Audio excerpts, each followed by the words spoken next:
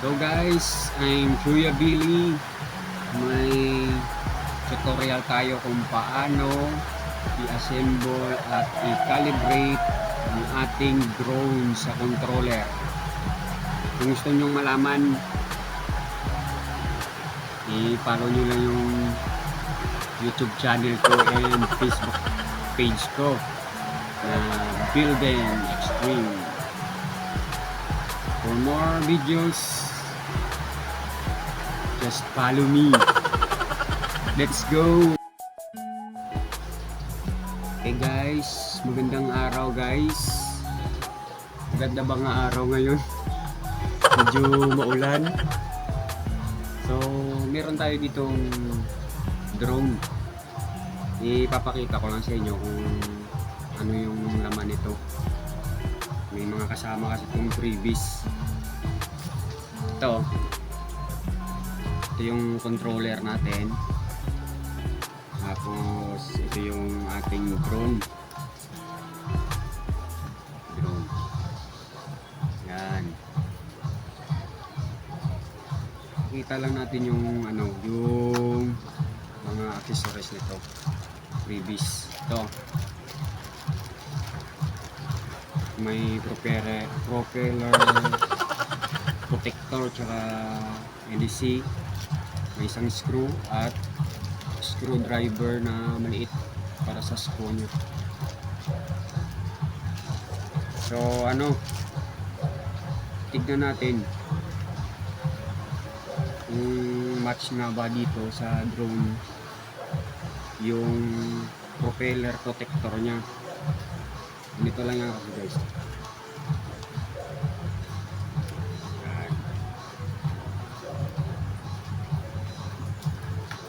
Tsaka yung battery nito, wala pa siyang battery. Dito yan nilalagay yung battery. Dito sa likod. Tsaka yung battery nito, nandito sa akin. Nag-charge kasi ako nito 45 to 60 minutes ang charging nito. Ang paglagay nito ng charger ng drone, yung parang lock nya, itatapat natin sa bandang malalim, sa ilalim nya. Dito kasi yan maglalak. Ganito paglagay. So ito na lang yung basihan natin, yung parang label. Dapat nakaganyan yan siya. Tapos pag napansin yung pumitik, nakalak na yan siya. Yan. O, ganyan yung maglagay ng battery. Napakadali. Tapos ito yung controller. Yan. Ayan yung controller natin. Ito yung antena nya para sa signal. Yan, ito. Tapos ito yung dito nilalagay yung nya, cellphone holder, para kung gusto mo mag-connect dito ng ng camera sa drone sa cellphone mo, dito mo siya ilalagay. Papakita ko na lang sa next video natin paano naman mag-connect ng drone camera doon sa cellphone natin. Okay. Tapos itong controller natin, wala pa tong dalang battery. Ang battery nito AA na battery. Ito nung klaseng battery na ang brand ng battery pwede dito, basta AA lang siya.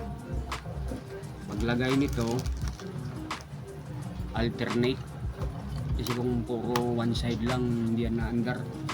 May instruction naman dito, positive, negative.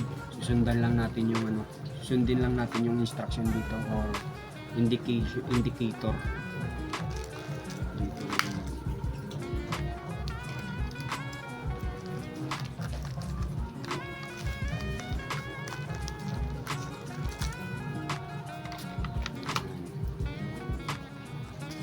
Ito yung lock para hindi siya malaglag. Dapat may lock yan.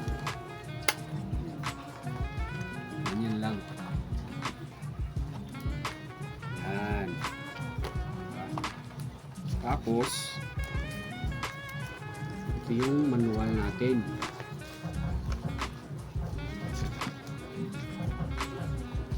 Yan o. May English, may Chinese na ano, na nakasulat.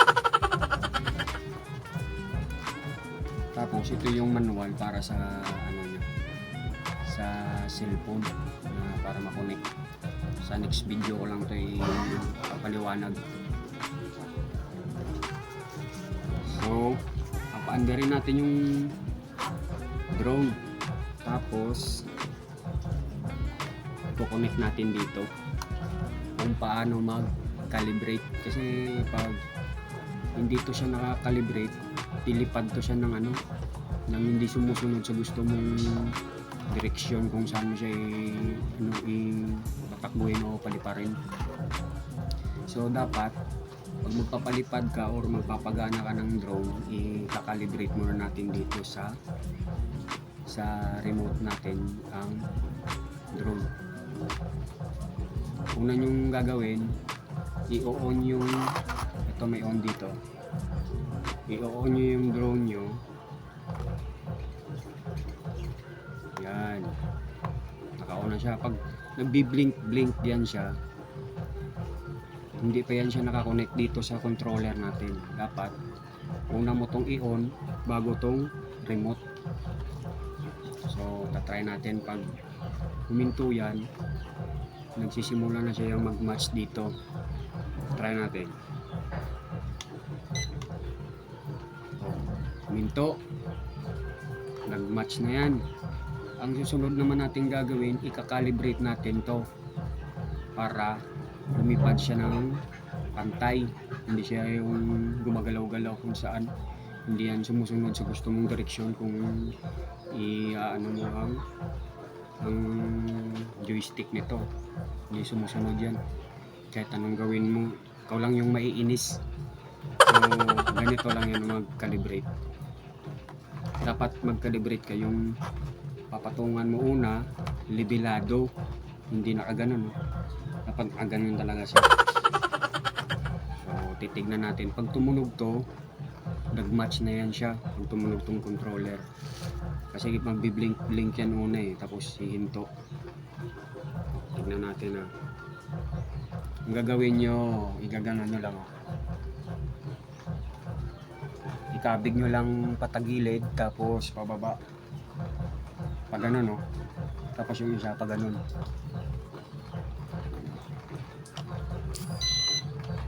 Diba tumunog? Tapos hihinto yan. Minto. Ito na yung ito yan yung pag lilipad siya, stable na siya. Pwede mo na siyang patakbuhin kung gusto, kung saan mo direksyon papuntahin. So ganyan lang yan guys. Sana may natutunan kayo kung paano mag-calibrate ng controller sa drone. So guys, ito na guys yung drone natin. I-match natin yung propeller protector niya, kasi para sa mga beginners kailangan to. Kung hindi ka maglalagay nito, kawawa yung drone mo, masisira agad. So turo natin sa inyo, kasi may to yung may bandang ilalim. Ito medyo may lubog siya, tapos yung kabilang side plain. Yung ito yung natin, i-match natin doon sa ilalim ng ito nyo, ng LEC nyo, sa dito nyo. Paglagay nito, pag ganito, pagmasdan yung mabuti. Ito kasi may lock to yan lock. Dapat ganito yan magkabit. Ganito.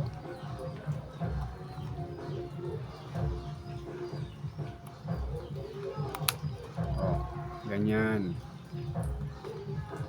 Yan. Sa kabila, gano'n naman.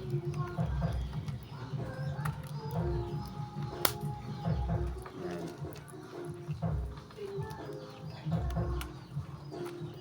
Kasi pag hindi nga nito maglalagay, kawawa yung ano mo, kawawa yung drone mo pag hindi ka maglalagay pag beginner ka pa lang. Dapat kailangan ito. Pag bumunggo to dito sa dingding, hindi to didirekta, hindi didirekta yung LEC doon sa pagbubungguan niya.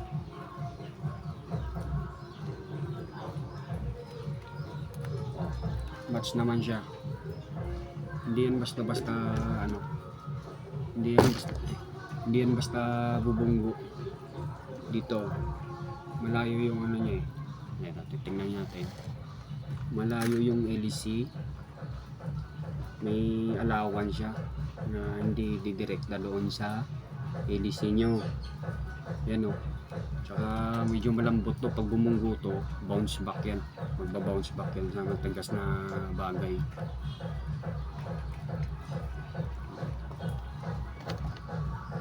Diba?